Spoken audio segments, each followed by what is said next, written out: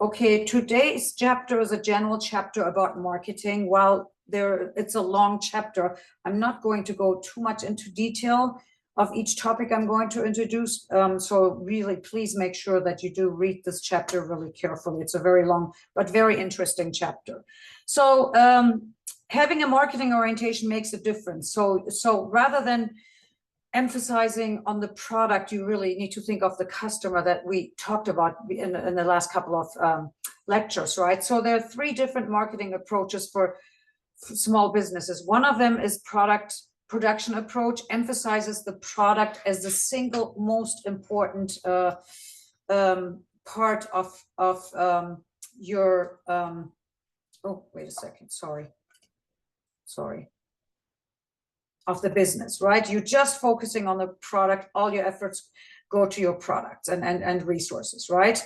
Then you have a sales approach. It de-emphasizes customer preferences and production efficiencies in favor of a focus on pushing the product. You're just going to push, have excessive marketing campaigns and kind of almost a very assertive sales approach, right? And the last one is a consumer approach. It centers everything, including production and sales, on customers and their needs. So you start from one, and we talked about having a customer focus before, but before you even come up with a business idea and start developing your product, you're going to think about, what does my customer want? In order to know what your customer wants, you have to create a target market and identify your target customer, and then understand what your customer prefers and what type of sales approach to use to reach your customer, and what type of product features you need.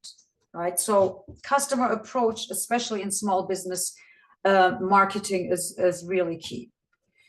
So the two-stage process of focusing on the customer is, again, as I said, you need to identify the customer and then determine the value proposition that satisfies those needs. So how do you who is your customer, and how do you offer value, and what type of value do you offer to your customer?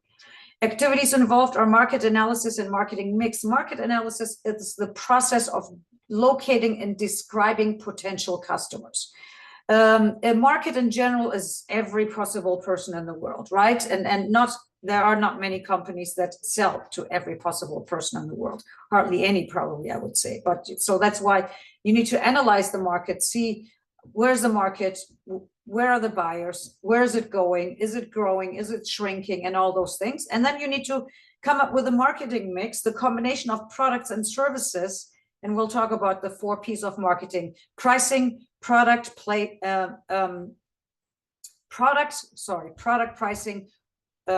promotion, and distribution, which is also, they call it place, just so we can call it 4 P's. But place refers to how do you actually get the product to your customer.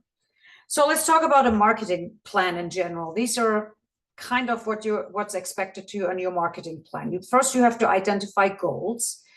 What are your goals? What do you want to achieve with these marketing activities? Marketing activities cost money. So whenever you come up with marketing activities, you have to define goals. What are you trying to get with it? The value proposition is, let me just peek ahead real quick. Oh, I actually have slides on these. So again, first step is setting goals. Goals can also have different timelines. They're not only just going to be a bunch of goals, and at the end of the day, or at the end of the quarter, or at the end of the year, you want to accomplish all those goals. But it's smart to have them step by step. First, you want to achieve this. You could say, my first goal is to create customers. Let's say you have an app. Maybe your goal is to create a high user base, right?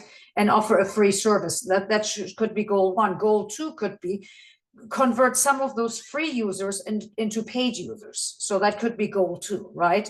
And goal 3 could be maybe advertising on your app, right? So, but you're going to have a timeline.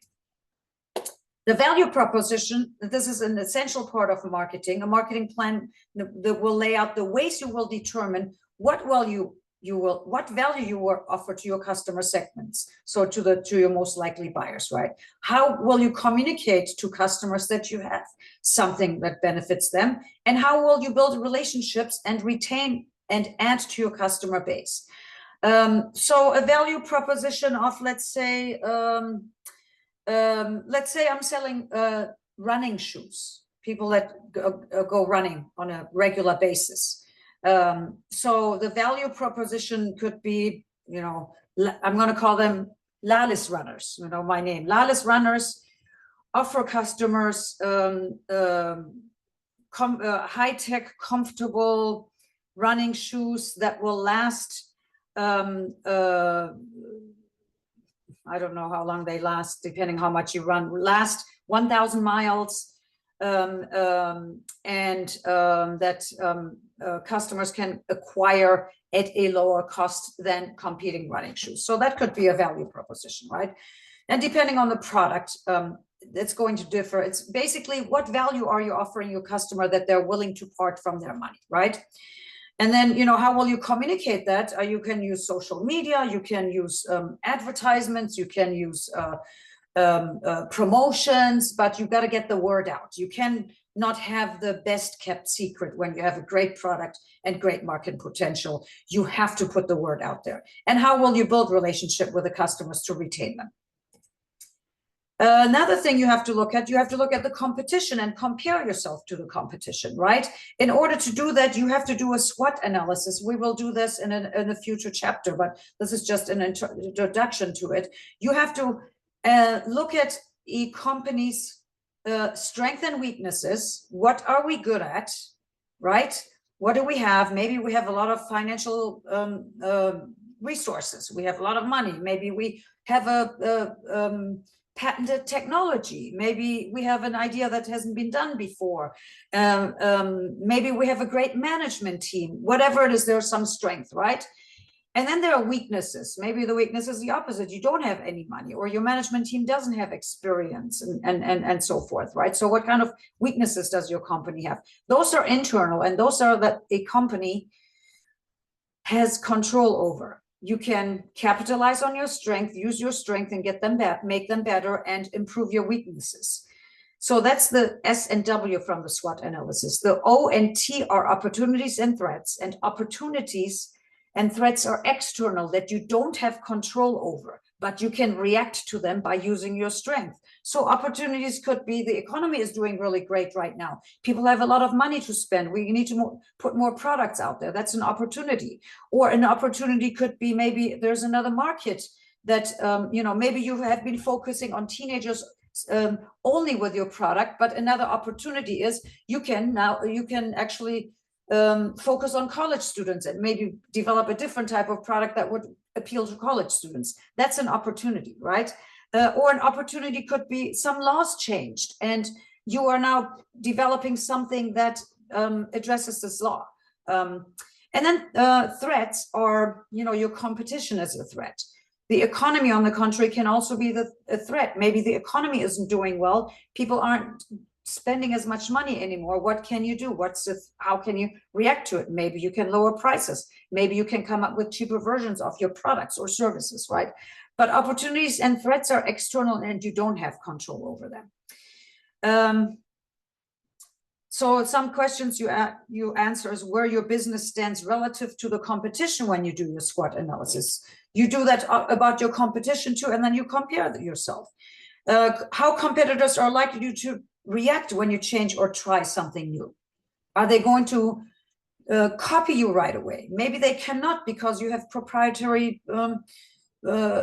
products, or you know, maybe you have a patent for a product that they cannot use, right? And what actions might you take when you cannot overcome a weakness or avoid a threat? So those are the things that a SWOT analysis will help you answer.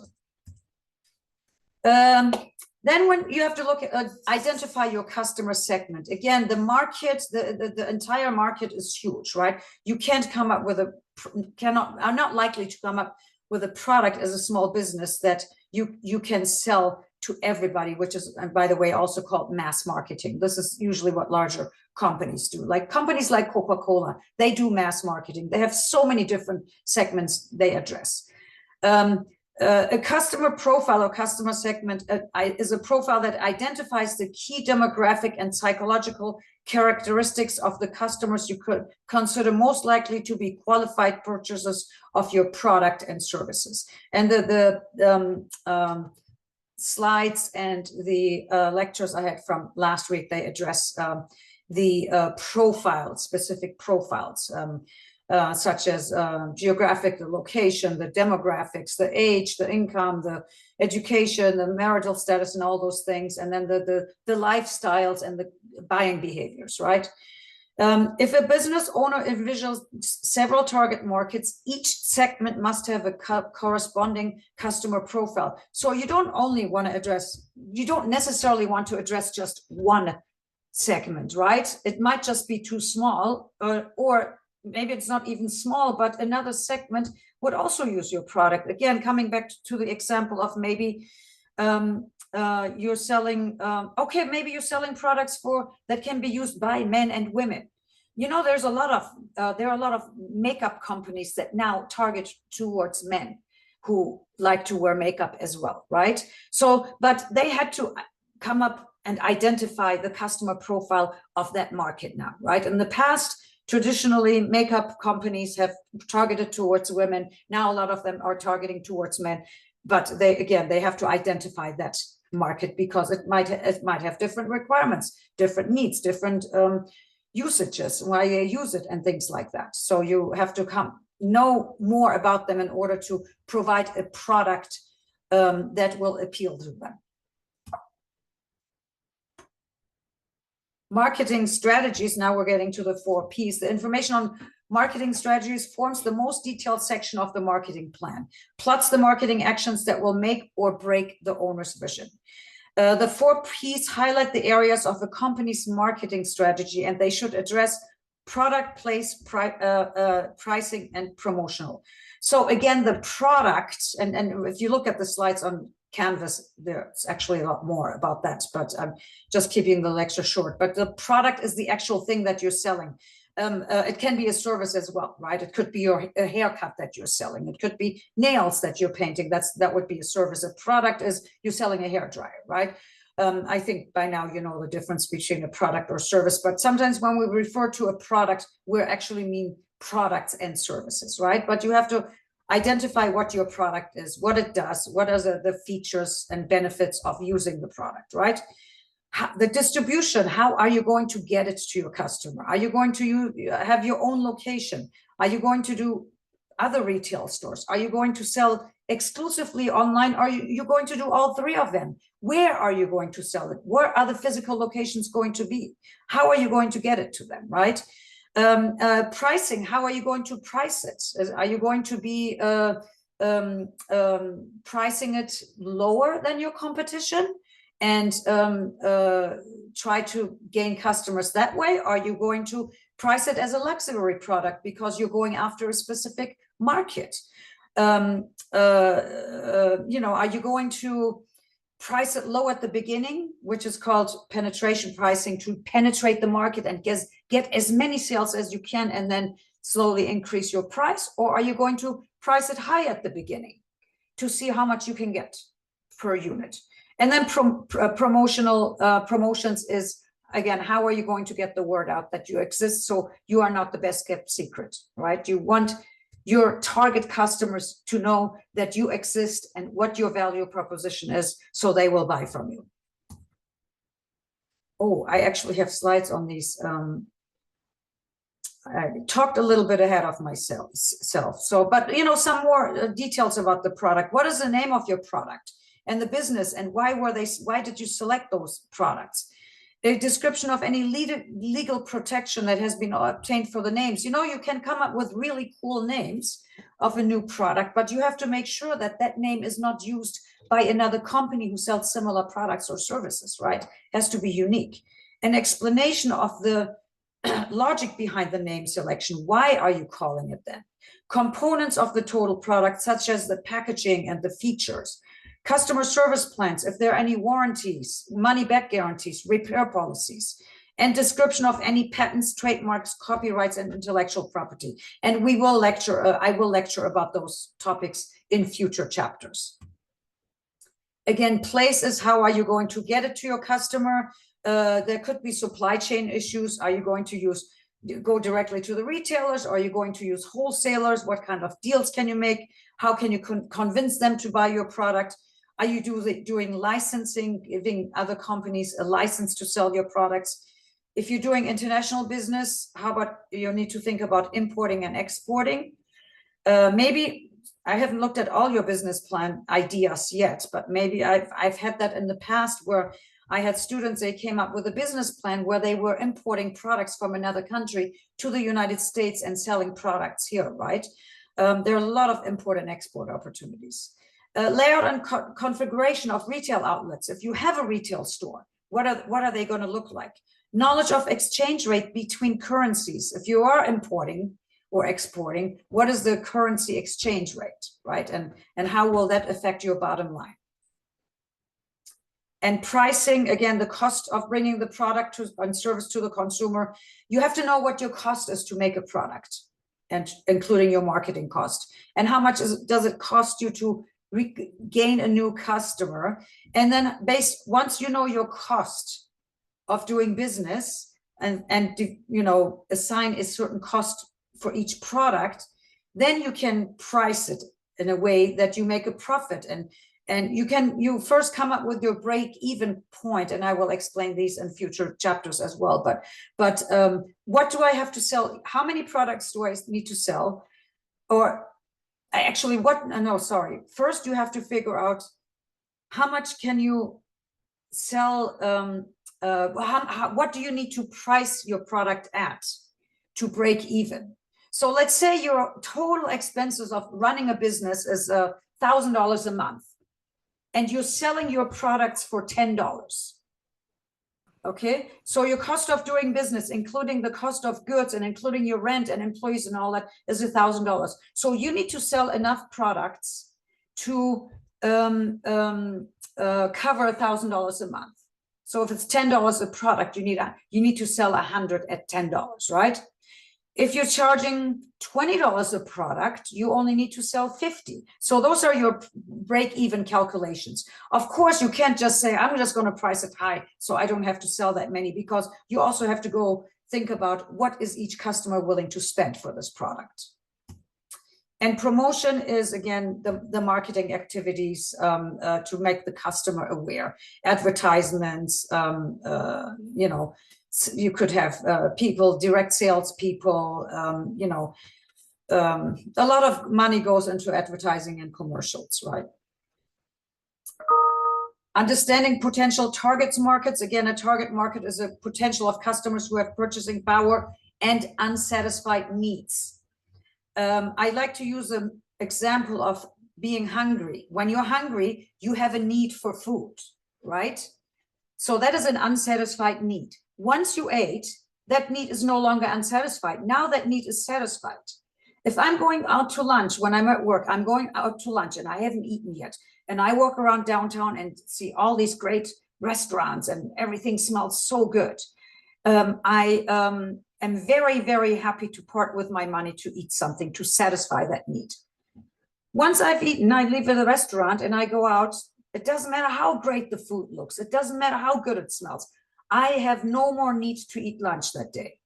So I will not part with my money to buy another lunch because I don't have that need anymore, right? So you have to have customers with unsatisfied needs. Ingredients in the definition of the market. The market must have buying units or customers, so individuals who are willing to spend money on it. And customers in the market must have purchasing power. They have to have money, right? The market must contain buying units with unsatisfied needs. So if I do have a lunch sandwich place in an urban area, I know they're buying units, all these people that work there, and they go out and they eat lunch and they have money to spend for lunch, right? And one day, today they're going to come and they're going to satisfy their needs, but they're going to come again tomorrow hungry and look for a lunch place to satisfy their needs again. Focus strategy, it's one way for small businesses to be successful, is a type of competitive strategy in which cost and differentiation-based advantages are achieved with a narrow market segment. So you go after a very specific small market. And I think I may have used this example in a previous lecture, but where I talked about you are going to create clothing for people that are over 7 feet tall. That's a very small market segment, right? And the advantage of that, the competitive advantage of that, is not a lot of other companies are going to go after that market because it's not big enough for them, right? And you can be a specialist in that market, right? Market segmentation is the division of a market into several smaller groups, each with similar needs. So, you know, you can segment the clothing market into different groups, smaller groups. You can segment by age, you can segment by size, you can segment by gender, you can segment by other things, lifestyles or preferences and things like that, right? That's what you do when you do target marketing. Market research, finding your customer is difficult when you're starting a business. That's why you need to do market research. It's the gathering, processing, and interpreting, reporting of marketing information. A small business doesn't have a lot of money to do market research in the beginning because expenses are involved. But there are studies out there, by the way, research out there that you can buy, or you can look at free research, right? For this class, you're not going to buy any research studies. You're just going to go by what's available for free, right? Also because the entrepreneur often does not understand the basic research process sometimes. So sometimes it's good to buy or to access existing research, like the census data. I think I mentioned that before as well. You know what type of population lives in a certain area, how much money they make, what their ages are, what their education levels and so forth are. That's all free information on the census website that the government offers. Matching value propositions to customer segments. So I did mention the business model canvas before. It's a certain kind of model that companies use in planning their products and services and their marketing plans. Value propositions are based on products and services that create value for the customer segment. So if I'm offering lunch to a bunch of hungry lunch goers downtown Campbell, that means I'm offering value for them. They can spend $10 and have a very yummy sandwich, right?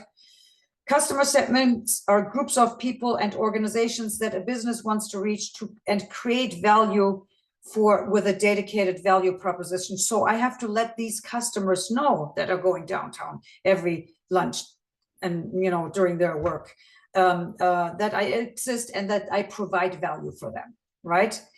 So learning how your value proposition may match, you know, you have to locate your potential customers. I've already done that with this example. I'm selling lunch to professionals that go to lunch for downtown Campbell, right? You plan your questions, but be flexible enough to alter them. So interview them, talk to them. What are they looking for? Try to talk to both users and decision makers. Decision makers would be, okay, so here's an example. So if you're selling products to children, you want to know what children like and what they prefer, but you also want to know what parents like and prefer for their children, because parents are the decision makers for their children, what they get to buy or they don't in the at the end, right? Listen to what customers are demanding. Always listen carefully. Don't try to sell, just be a good listener when you do talk to your customer. Talk to other experts in the field. Be ready to share prototypes, right? Maybe you have a sandwich shop and you want to come up with a new sandwich. Make a sandwich, cut little pieces and ask people to try it and see what they think and listen to them, right? Summarize for the customer what you think you heard and be ready to make corrections. Make sure you understood what customers said. The next topic is sales forecasting. This is something you have to do in your business plan, prediction of how much product or service you will sell in a specific time period. You both need short-term and long-term forecasting. I think we're doing 1 year and maybe 3 years, I forgot, but it's in the instruction, right? A sales forecast is critical in assessing feasibility. You know, if you have great product and a great market, but maybe it's costing you too much to make the product that you need to sell more than there's a market for, that will come up in your sales forecast. That's, you know, you'll realize this is not feasible. I can't really do this. You know, it helps you with production. The sales forecast also helps companies with production schedules. How many sandwiches do I need to make between these hours on these days? Based on that, how much inventory do I need? How many loaves of bread? How many tomatoes? How many the condiments and the meats and all that stuff? And how many people do I need to hire on that shift? Right? Unless you have a sales forecast, you will not be able to properly schedule those things. And that could be detrimental, because you could either waste money by buying too much inventory and hiring too many people for a given time period, or on the other side, you could have not enough and you could run out of products, or have not enough people to service customers fast enough. So sales forecast is really important for that too. Anyway, just briefly summarizing, you should be able to kind of describe what small business marketing is, not just after this lecture, but after also reading the chapter. Identifying the components of a formal marketing plan. Again, the 4 P's: product, price, place, and wait a second, which one am I missing? Oh, promotion. Yeah, product, price, place, and promotion, right? Discuss marketing segmentation and as it relates to its strategies, and describe strategies for finding customers, and explain the importance of forecasting sales. All right, that is the end of this chapter.